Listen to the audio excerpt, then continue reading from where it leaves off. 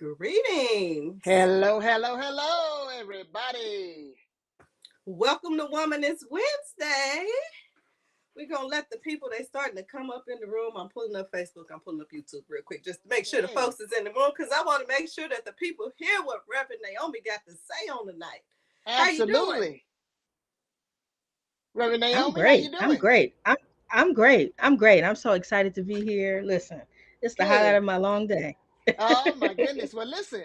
I see Dana is on Facebook, and also Natasha Digi Deacon. And Mm-hmm. from what I understand, she was just in your class a little while ago, We wasn't were Right. she? we were just together, just I together. was like, Uh-huh. I Yes. just want to hear what she was saying over there, really, though. Exactly. Run We can that talk back. about it. We can talk about it. We could Yes. definitely talk about it. Well, we are so excited to have you as our guest tonight for Womanist Wednesday. Excited about the work you're doing, but we wanted to just get on in and let the people know. First of all, who is Naomi? And Mhm. not what you do, because we're gonna get into what you do, but who are you? Ooh, I am a church girl. You string a few words together that I remember from verse 4 of a random hymn, and I'm gone. I'm gone. Um, so I am a church girl. I'm also a Detroit girl. Oh, okay.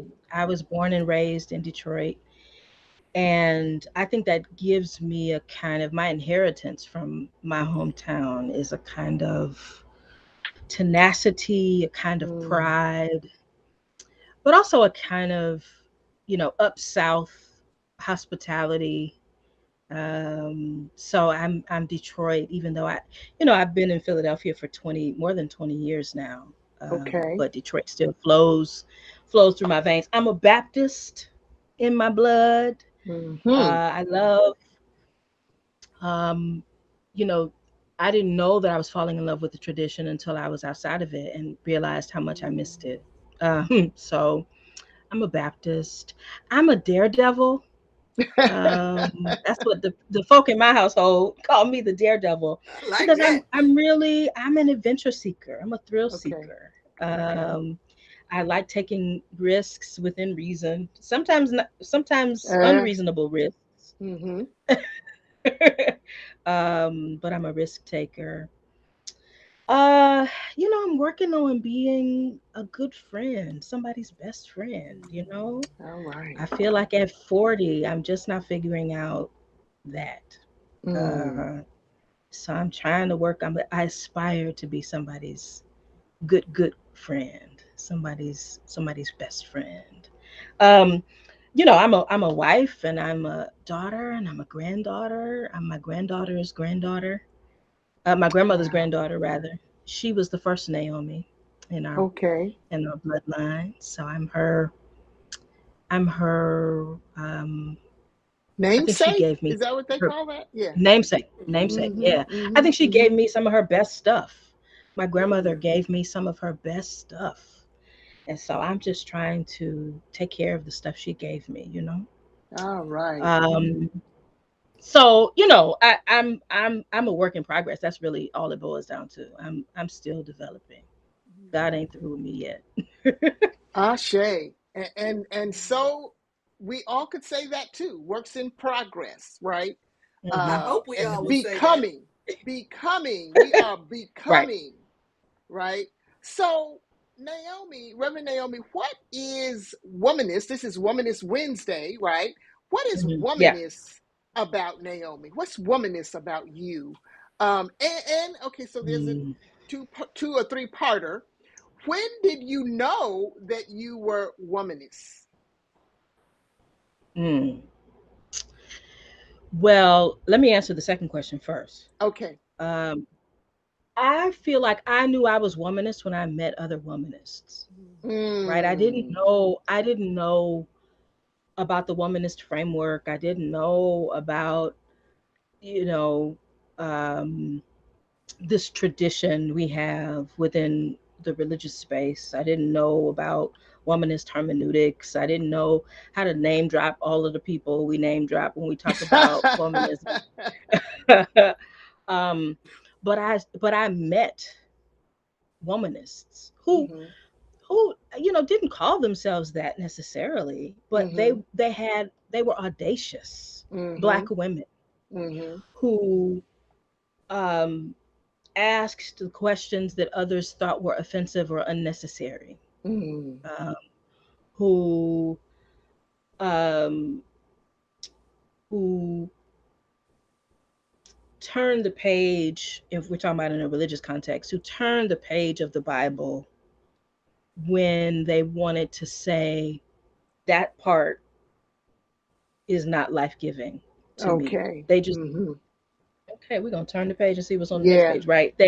And so I'm talking about the Black church mothers, the Black church women who raised me, who co-raised me. I mean, my family, Black women in my family raised me, but also Black women at 5,000 Joy Road on the west side of Detroit who said, "Speak up, baby. Speak up. What you Mm. what you got to say? Wait a minute. No, no, no. She had Mm-hmm. something to say." Mm. Or my grandmother, Mother Naomi, who would literally shove the microphone into my face and say, "Speak louder. You've got something to say. People need to hear it." Wow. Right? Yeah. These were Yeah. the womanists who made me, who formed me. So Mm-hmm. I wanted to be like them before I knew what to call it, before I had Uh-huh. theological training, right? Um, and then what's womanist about me now? Yeah, I'm the person who will ask the difficult and complicated question that resists easy answers. Ah. Um, I am the woman who loves women. Um, what does the definition say? Sexually and Sexually non-sexually. and non-sexually. Yes, ma'am. Hey, glory, yes. I I am we're talking about the class that Digi Deacon Robinson, Natasha Robinson just visited. I am the Black woman, the only Black woman in my department who will teach a course called "Do Black Lives Matter to God?" Wow. Uh, Th- unapologetically. That's that audaciousness that you talked about Yeah, earlier. Yeah, yeah. yeah. I think so. That's womanist about me, and Uh-huh. that I bring in Black women to speak to my students, like Mm-hmm. attorney Natasha, Mm-hmm. or if I bring in a chaplain to talk about suffering, Mm. bring in a woman. I bring in a woman, a Black woman who's a breast cancer surgeon, a breast Wow. oncologist, right? To Wow. talk about, right. So it's like, I think it's womanist to just surround yourself with brilliant Black women, Mm-hmm. um, whether as friends, as colleagues, as lovers, as pastors. My life is covered by, to use that churchy language, covered by Black women, Mm-hmm. and that's the way I like it. That's the way I like it. No shade to uh my siblings, my kinfolk, the men, but I have really built my life such that um it is a soft place to land for Black women. That's what I want. So Mm. That's good. yeah. I I want to like talk more that. about that class though. So you say you teaching a class that's "Do Black Lives Matter to God?" Is To that the God. title Yeah, of the course? yeah, that's the So can title. you It's tell us a little bit about some of the stuff you're talking about in that class sure. right there? Because when Reverend Robinson was talking about it today, I saw it on Facebook. I said, "Oh, now that's good. I want to know Wait, what that's wait. all." Natasha's listening to this. Natasha, did you hear that I know. Camila I thought call about it. I was you like, Reverend Robinson? You I okay? listen. I thought I had missed something. I was like, who? Uh-huh. She That didn't tell. What attorney happened? Reverend. that Okay. happens a lot. Yeah. Uh-huh. All right, well, And I speak be those saying them stuff. things into existence. Yes. I'm That's right. Um, so this is a course that grew out of two things. One, my own crisis of faith. When my mm, father dropped dead Mm. um, 10 years ago this year, Wow. uh, I was bereft, not only because I lost my daddy, but because I felt like the theology that I had so lovingly invited into my heart mm, and my mind and my soul was insufficient to speak to my despair, to Mm. answer my questions. I had no prayers to pray, no songs to sing. And that for me was a pivotal moment where I had to decide, would I continue in this faith that I inherited, or would I construct a faith that worked for my life? Mm. Um, and so I started to ask questions about the meaning of suffering and the meaning of pain when my daddy died. And then fast forward, um, maybe 5 years, 5 years after my dad died, I had an opportunity to teach at Villanova. And the chair of the department said, "What do you want to teach?" And I was like, "Well, can I teach an upper level theology course for undergraduates called Do Black Lives Matter to God, where we in the classroom can begin to ask some of these difficult questions about Black pain, Black suffering, and God's accountability, divine accountability." So it's an exploration of course, the theological tradition of making sense of suffering, but also the Black tradition, which may or may not be religious, Mm-hmm. Right. of making sense of our own disproportionate suffering. Mm-hmm. And what attorney Reverend Robinson does is she comes every semester to coach my students because their final project is a mock trial Oh Mm. wow. where God is the defendant. You put God on Ooh, trial. We stop. we This is attempt good. to hold God accountable Oh my for goodness. the lack of protection and covering and provision for Black folk in America who are still reeling from, slavery and its afterlives. So she comes in to help because I don't know anything about the legal part. She comes in to coach my students on what it means to do this exercise from a legal perspective. Oh my And God. so, students are attorneys, prosecutors, and defense attorneys, and students are witnesses. Um, Wow. Has Has so, anybody God yeah, died? ever lost? Has God ever God been found guilty? 2 times. So I have Woo! done this course for 7 school years now, each semester. And this semester is the summer semester. So I guess I don't know how many that is. And only twice has God been Wow. found guilty. And it's Wow. really fascinating because I find that no matter how good the prosecuting team makes its argument, those student jurors are just reticent to Uh, find God guilty, even in a pretend abstract kind of setting. uh-huh. Uh-huh. So we'll see what this group does. That Well, and now that I see is why she got. Go ahead. yeah, and that is so for some, that process could be freeing. Hmm. Mm-hmm. You Hmm. know what I'm Mm-hmm. saying? Hmm. If you Hmm. had the audacity to find God guilty, right? Hmm. Hmm. It could be free. It could for certainly courageous. Mm-hmm. And certainly I would imagine it would push back against some of our embedded theologies, some of our Yes. ways that we have been socialized and theologized to understand God. And that's Yes. what womanists do, though, right? Hmm. Womanists, womanism is not, and you've already said this, is not afraid to push back, is not afraid to ask the hard questions, is not afraid to interrogate Mm-hmm. even God, even the biblical Even But God. text. yeah, Go but ahead, I go mean, That's ahead, I go right. ahead. think even the charge itself, to charge God, the act of Yes. Ah, charging God in Yeah. it itself Yes. should be some. I mean, right there, there is some that's gonna disrupt some theology. Because first of Yeah. all, you got to ask you questioning God, you charging God, and I think that in itself is a freeing act. Yeah. I mean, Yeah. but the idea, this whole idea, I can see why you want a award for excellence in teaching, because that's a great man. that's something that's just very, like she said, I'm sure that like frees some people, but I can also imagine how it's troubling to some of your students, Oh, right? absolutely, Yes, absolutely. yes. I've had students drop the class when on day one they find out that that's the final project. I'm not doing that. I've had And joy to students God. refuse to participate in that project, so they say, "I don't want to drop the class. I don't want to drop the whole class, but is there anything else I can do?"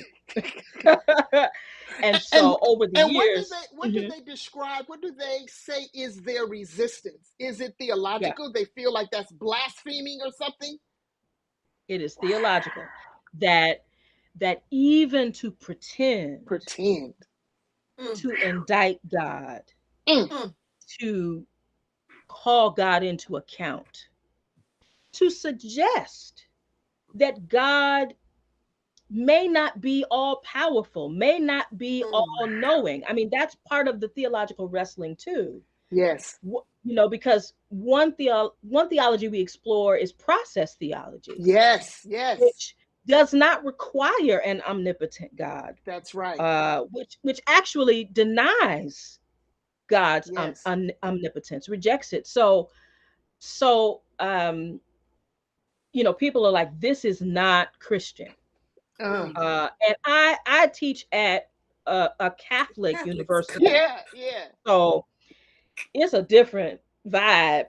The theology classes are expected to be didactic. Are expect you. Mm-hmm. I'm coming in here to learn what the Bible says, what God says, what is the truth, capital T. Mm-hmm. And so, you know, there are some students who on their evaluations and stuff will say, "Thank God for a theology class that did not prescribe to me my beliefs. That's Yeah. good. I'm so And grateful that yeah. I, as an agnostic or an atheist or a half in, half out Christian or whatever, lapsed Catholic or whatever, I can come into this class and fully be myself and not pretend like I'm more devout than I am. Yeah. But there's also that other side that says this is a bridge too far. Yeah. Um, Mm. and And the so thought I've that had to just adjust. Hmm. yeah, the thought that just came to my mind is a faith that can't be interrogated needs to be interrogated. right, like, Right. My wow. grandmother would say, Mother Naomi would say, if it can't be tested, it can't be trusted. Mm. Right. Mm. Mm. And I apply that to faith. Right. Mm-hmm. If it can't be tested, it can't be trusted. And at the same time, I mean, the womanist in me says, how are we defining tests? Uh-huh. Right. Right. Um, Today in class, we uh, we reread the Genesis account of Abraham taking Isaac up on Mount Moriah. Okay. Oh shoot. Now, Mm-hmm. and we pair reading the text itself with poet Jahaz Zainabu, who is the Yeah. poet in residence, or not even the permanent poet for Woman Preach Right. Incorporated.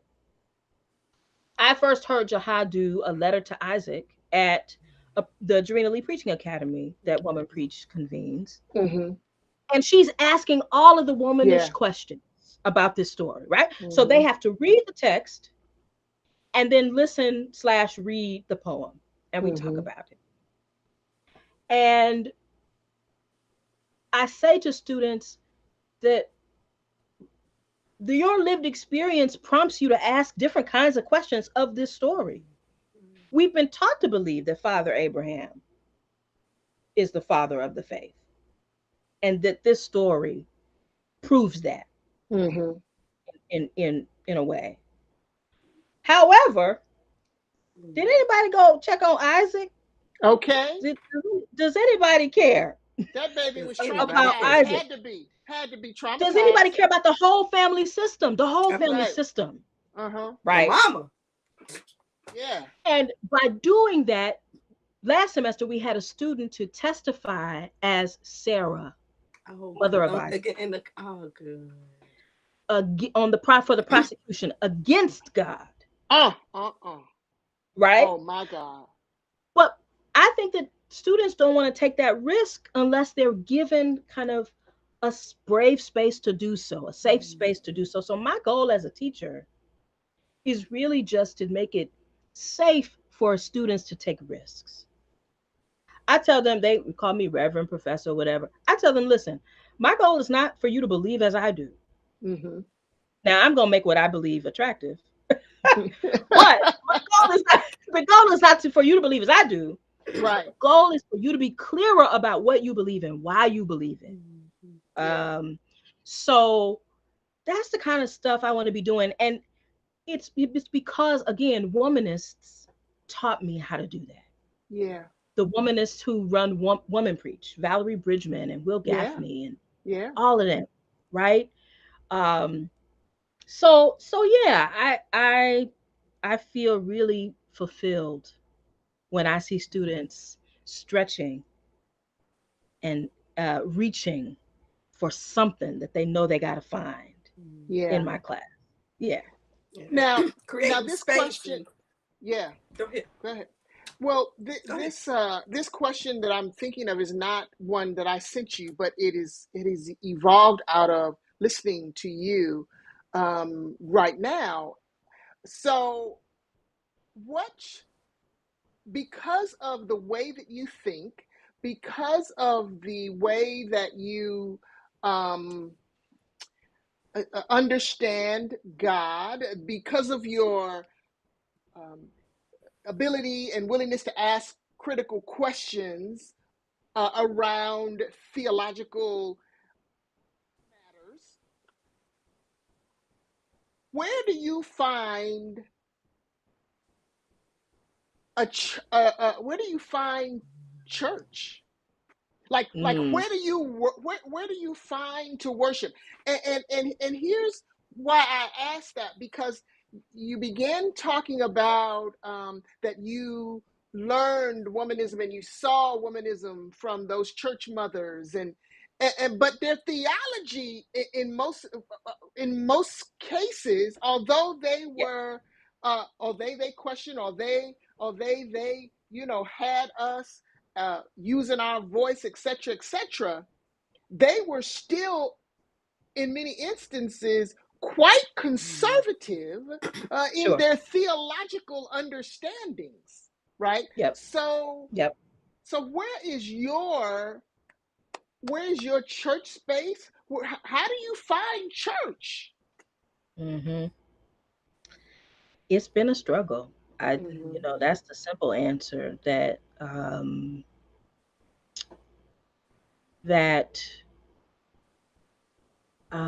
I often feel lonely, even though I'm surrounded by people of faith all the time, whether it's in the classroom or in my 9 to 5, or you know, the opportunities I get to be the guest preacher or whatever it is.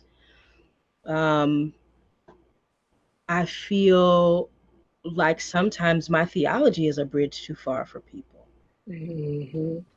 Um, Yeah. Let me not say people, for the church, big C, Mm-hmm. that we just now trying to have fruitful conversations about, women. We still trying to have conversations about women in ministry. Like, That's right.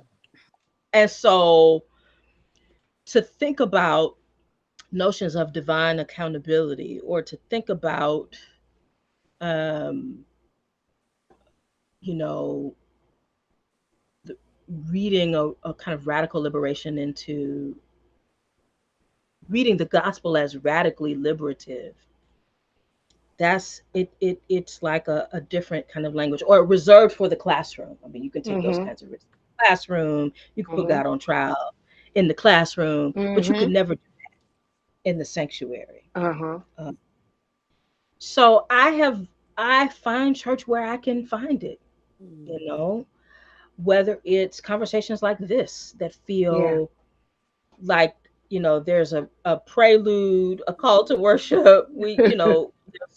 There's a me selection, and then you're going to send us forth. I mean, that feels like worship. Mm-hmm. Or it's, organizing faith leaders to uh, you know, lead a protest or whatever. So I guess I'm saying that uh, I have left the building, Okay. and I'm grateful that God has also left the building. I mean, God's in the building, Ah. and God has left the building too. Uh-huh. So leaving the building didn't mean that I left God or that God That's left right. me. That's right. That's right. That's good. Yeah, you were just actually talking about organizing clergy. So, in addition to teaching and being a teacher of the year and all that stuff, you actually are out in these streets and doing activism. Can you talk about some of your activism work and what informs that work? What informs you on that? Hmm.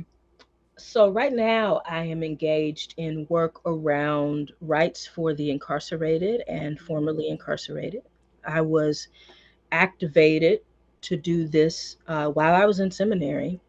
I needed a field ed placement and started working with a reentry organization, doing sort of, it wasn't even faith based, it was just providing spaces of care and compassion for people who were coming out of county prison.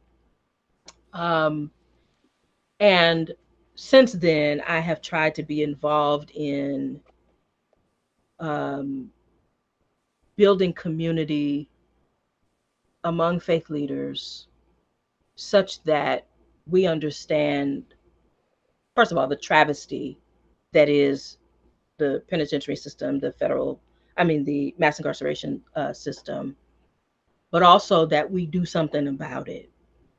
So that's some work I'm involved in. There's an organization called Healing Communities, run by Doc Trulier, Reverend Dr. Harold Trulier, and uh, you know, we are trying to say that there is no there is no thing that somebody can do Mm. that separates them from God's love and should separate from our commitment to care.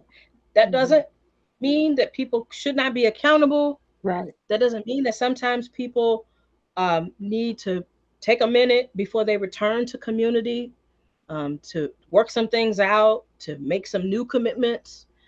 But it means that you know, we are a barbaric society Yeah. Mm. if we Mm. continue to just routinely discard folks. Mm-hmm. Um, so that's some of the work that I'm doing. I'm also engaged in, and people are like, "What?" I'm also engaged in advocacy around the preservation of church-state separation, Mm. and that seems odd because I'm a minister and I work for government, and so those lines are very blurry. Could be very blurry for me, right? But I really do believe that we have to resist the imposition of white nationalist Christianity, uh, and the insertion of white nationalist Christianity into our law. And Mm. so I'm on a Mm. couple of national boards and groups, working groups, trying to fight back against what the SCOTUS is going to potentially do next week. Yeah. Um, and these other kind of state specific initiatives um, that are really infringing on people's human rights. Yeah. So that's some of the work. And then I'm involved in LGBTQ faith advocacy, right? Because it's past time for us to really be about that love thing. And That love I don't thing. even like Yeah. to use love. I don't even like to use love because I'm like, I don't need you to love me. Like Mm. I'm well loved over here. I am well Yeah. loved. Like I don't need Yeah. you to love me.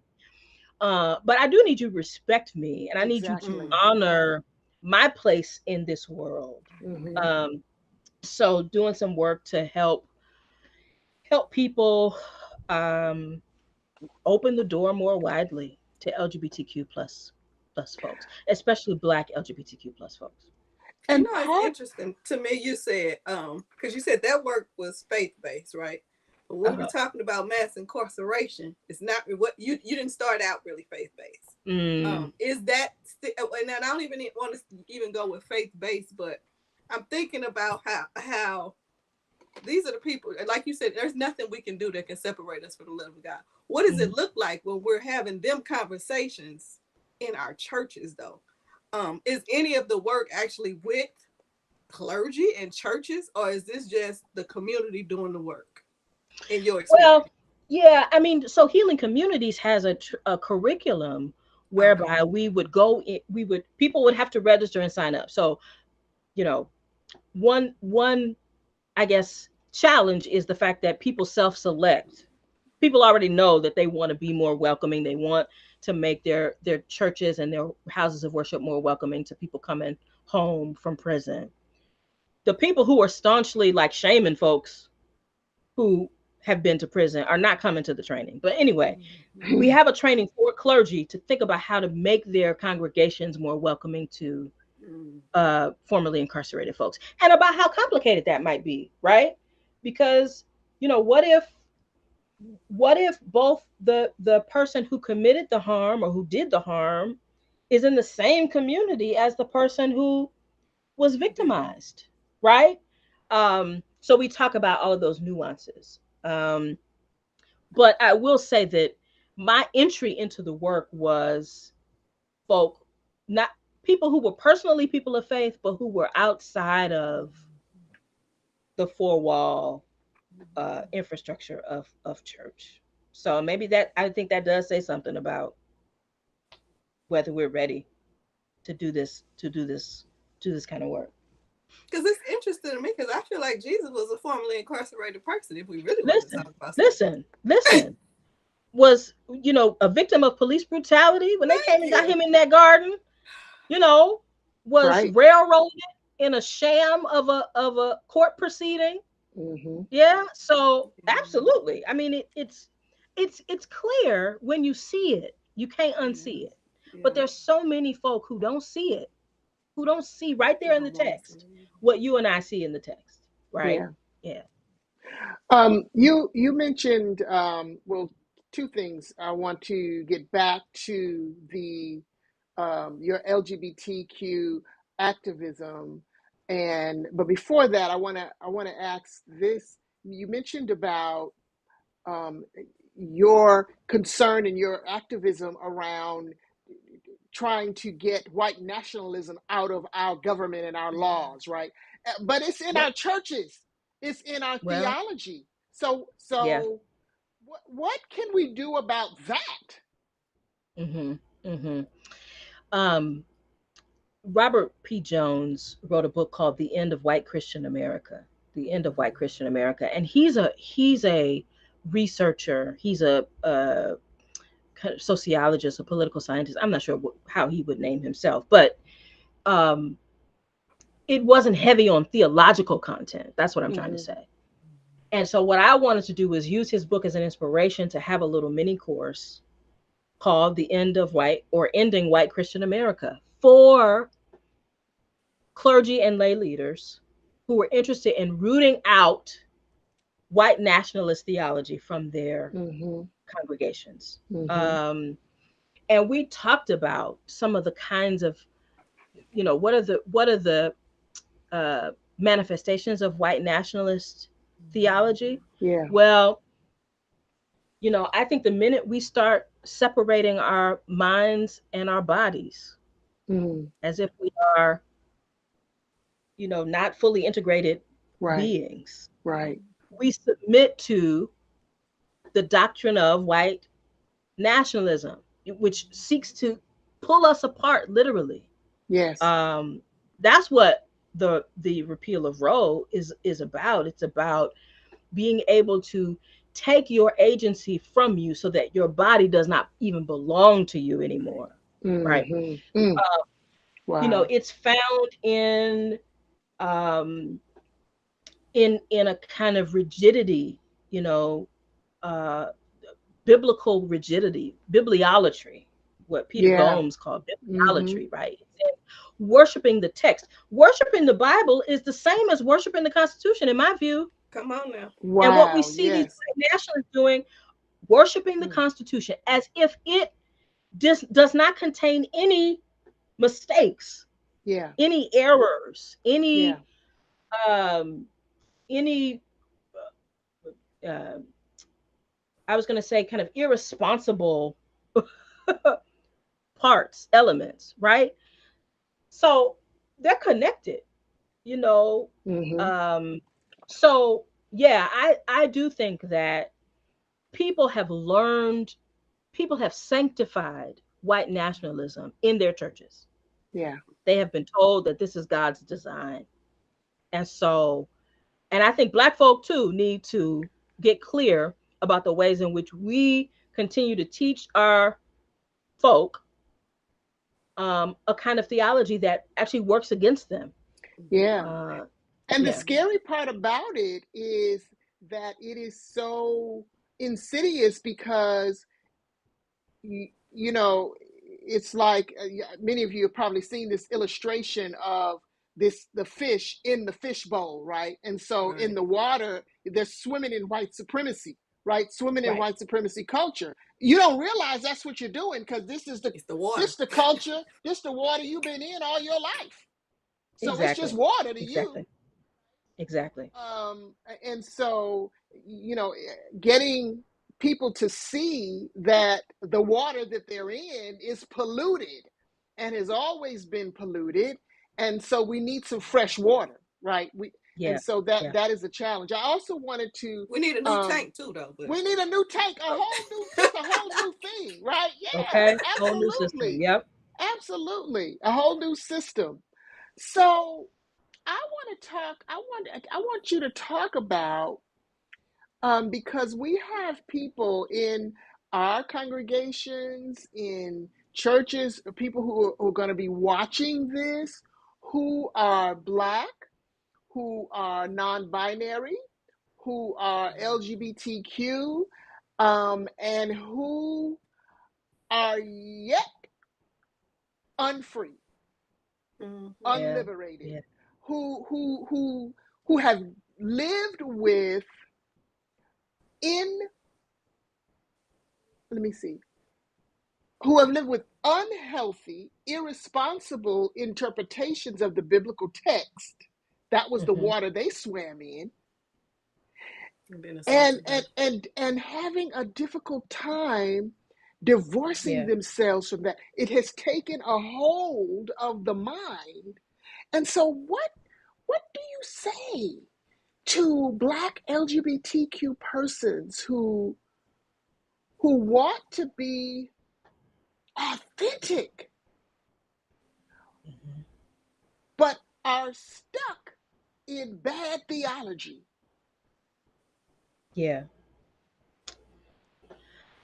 Um, Let me just say that there is a lot of shame Mhm. just all the way around that lived experience, right?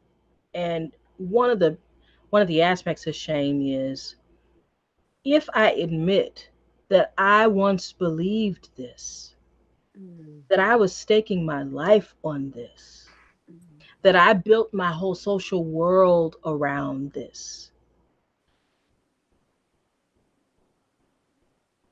How how do I recover from the shame of having once believed that? Uh, how how could I have how could I have believed that God not only is indifferent towards me but hates me?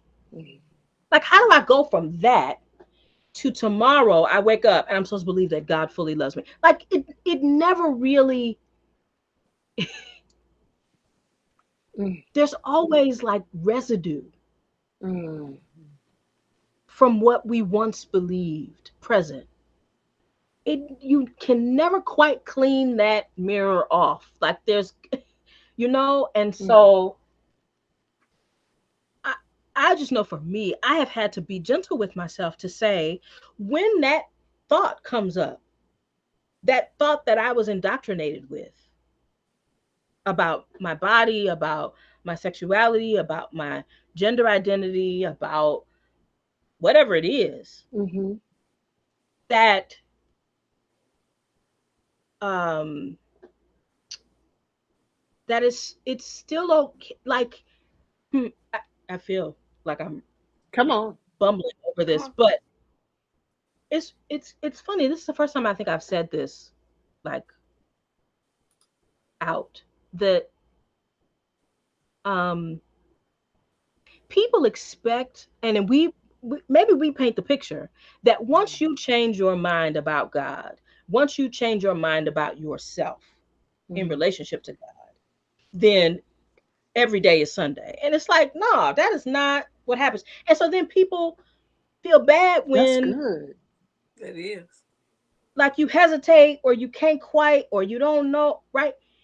It it it is not an instantaneous. Wow. I mean, for so long, right, in church we say, "Oh, wonderful change has come over me." That, wonderful song, right?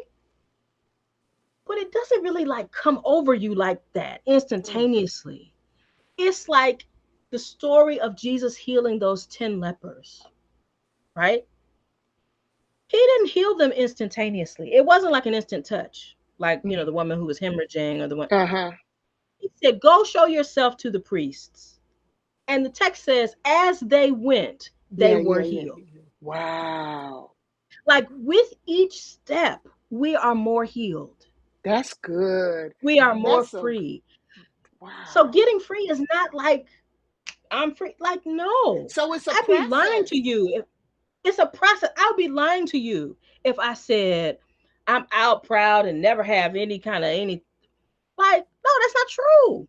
Because I was formed to understand myself as an abomination. Good You're not just God. gonna be able to step over that crack in the sidewalk. No. Like, Yes. that's, and Wow. so yeah, I'm married and but I still have Residue. um You said it, sister. it's Residue. residue, residual shame. I don't know what to call it, but it's there. Wow. And I would say to black LGBTQ people who are like I'm compelled by what I hear from, a Bishop Flunder, or, name a person, right? I'm compelled, but I just can't quite. It's like, no, it's not going to be instant. And so you just take it day by day, Mm-hmm. one step at a time. I want to be healing today. I want to Mm-hmm. be free today.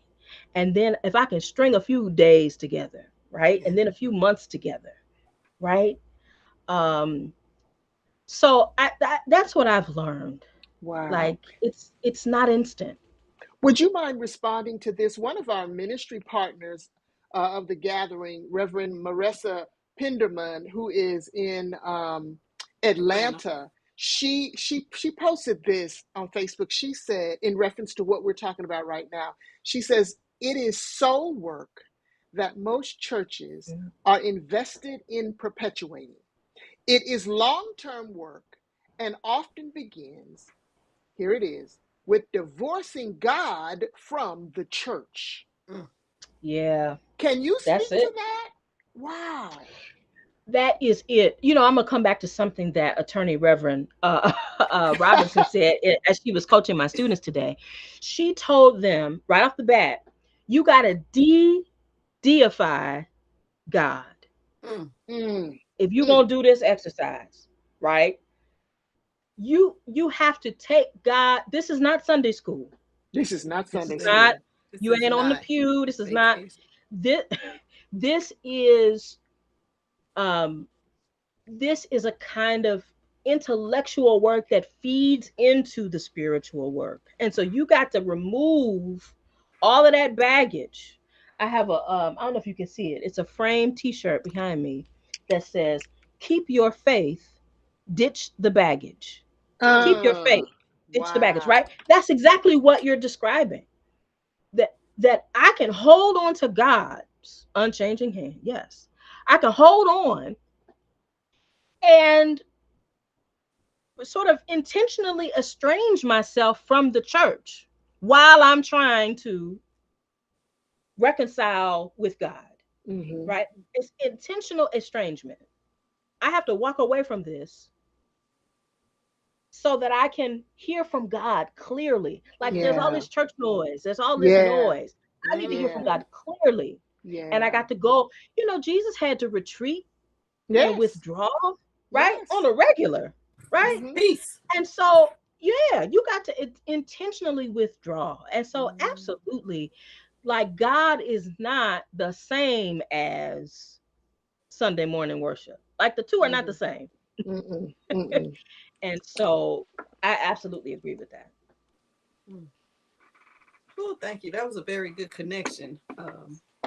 Absolutely. And thank you for that, because on a personal note, I never thought that way about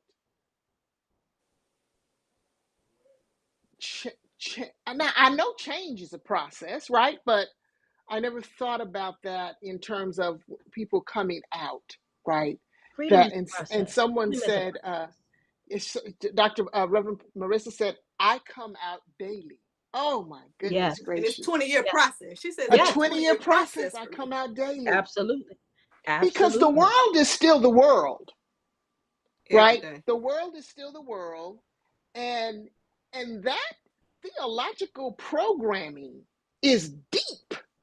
Yeah. It is. I mean, Listen. but we gotta remember how many years they've been people have been indoctrinated with this. Of course, we Yeah. That's can't right. come out of it right away, but That's right. that's the part. But the part that she got from me is because we've been talking about not, people not being, don't want to admit you're wrong, but Mm, the shame. And I think that's a part we look over a lot in mm, Yeah. people is mm, and you really did connect it for me, like the shame that I even thought this about myself. I thought this Right. about myself, not just Right. thinking it about other people, but to even think this about yourself.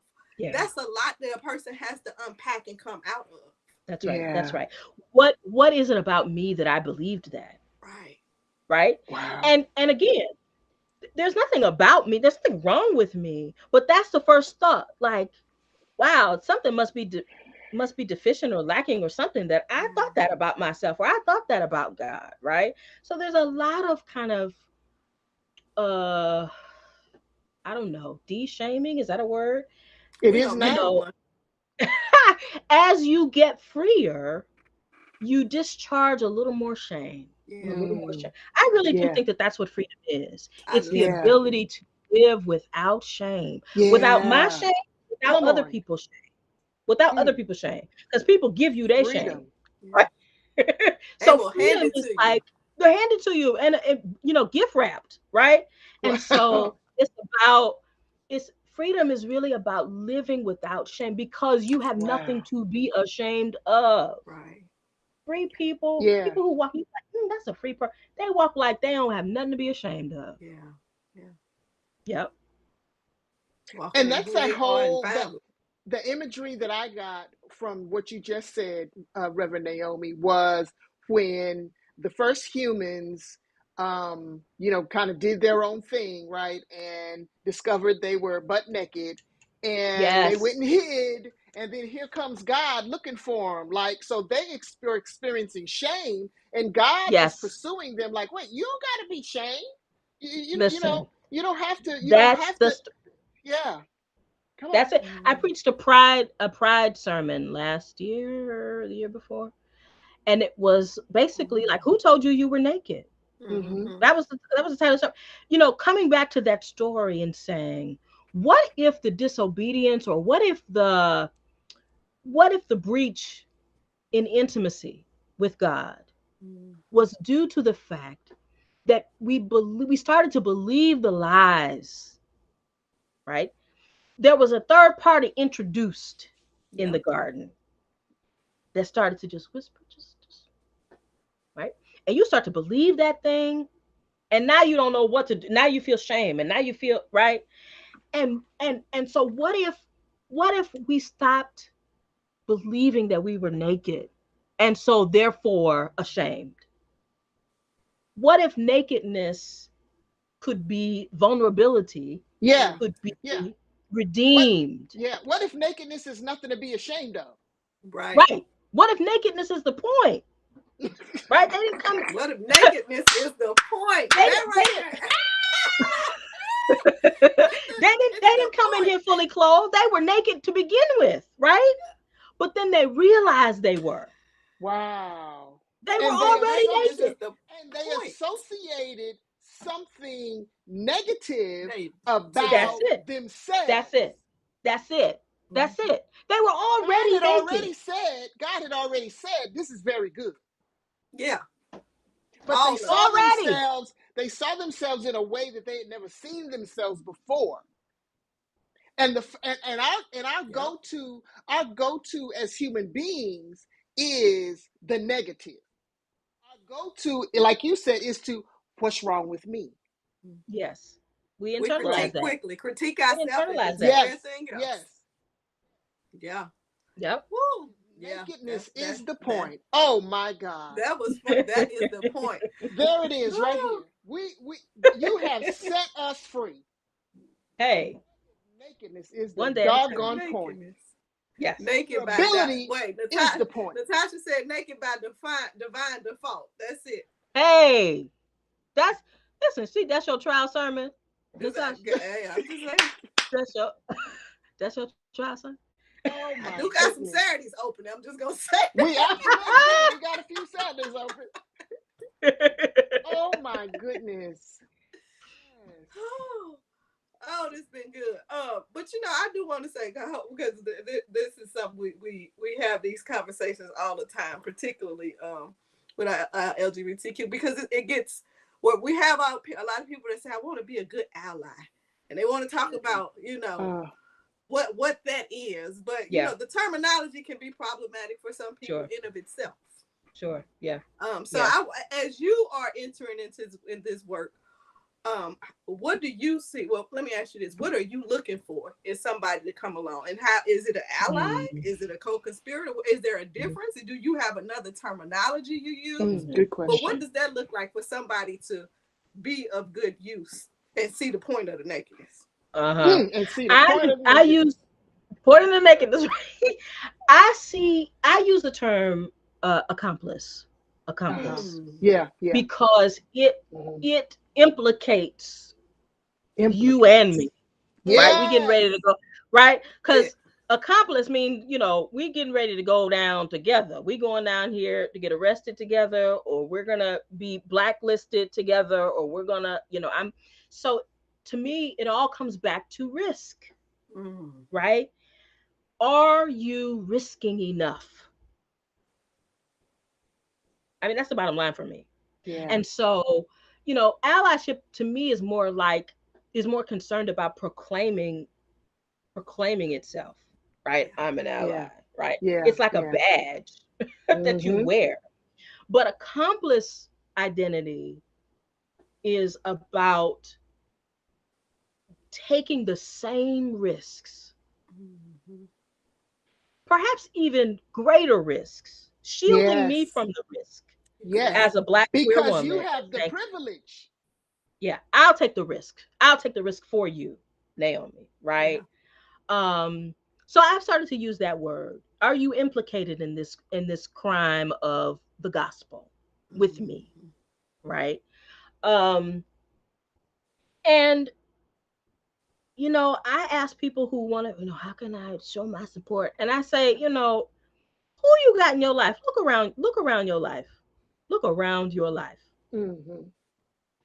Have you, I started the conversation talking about how my wife and I have curated our lives Mm. Mm. such that we don't even let, I mean, like, we got a filter system or something. We don't Come even on. let certain, it's just like Mm-mm. No. we got to be surrounded by, why? Because we know life is precarious. We are Yes, Yeah. two queer black women out here trying to do life. Mm-hmm.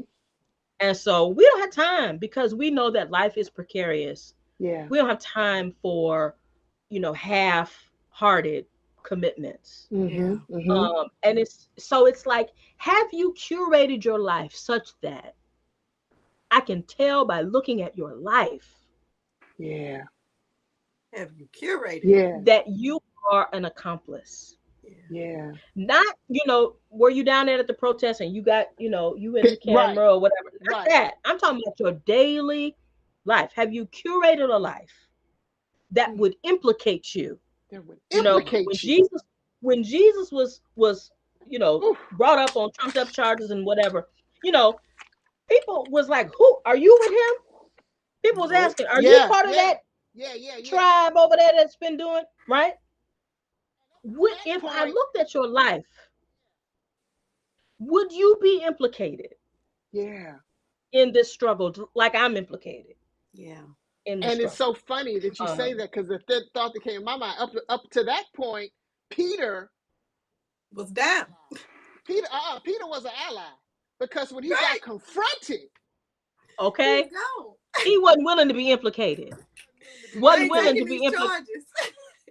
Yeah. Listen, There you go. That's the the difference. digideacon says, okay, so here we go. An accomplice in criminal law is a person who has to be on the scene with the principal, the main actor. You can't be Ah, an accomplice if you ain't there with me.